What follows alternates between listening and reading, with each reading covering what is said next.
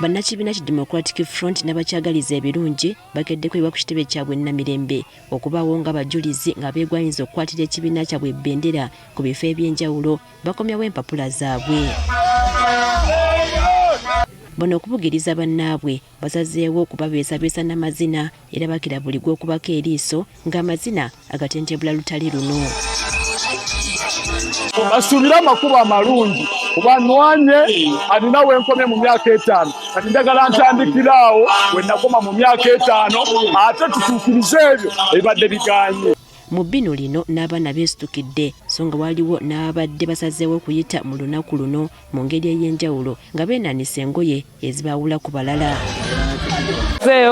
Kasasiro emyalo egyo z'okulaba nga tubitereeza kuba bangi abaliko ndaba tewali nkyukakyuka. Bano bongedde okusagambiza ng'akimezezza okwenjala ssenkaggale w'ekibiina Mathias Mpuuga bw'atuuse mwama ne gubula omukombi. Zibadde teziri busa ne yeegwanyiza eky'omubaka wa munisipali ey'Entebbe Michael Kakembo n'atuuka wakati mu luseregendo lw'emmotoka za takisi ezibadde zimuwerekeddeko. Ono oluvudde mu mmotoka abawagizi be ne bamwetooloola era ne bamukunguza okutuuka mu kifo awasunsulibwa ng'enduulu n'emizira bibadde bana baliwo.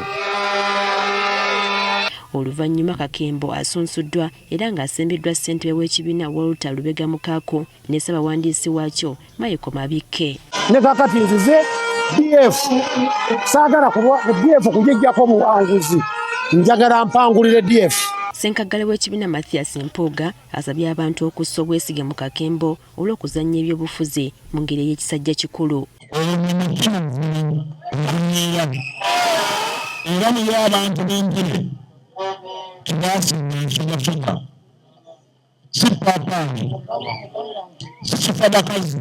Wetuviiridde mu kifo kino ng'abantu 43 be baakasunsulwa okubadde omubaka wa Paalamenti omu eyeegwanyiza eky'obwa Lord Mayor omu n'abalala beegwanyiza eky'obwa kansala ne mmeeya w'eggombolola mu bitundu eby'enjawulo.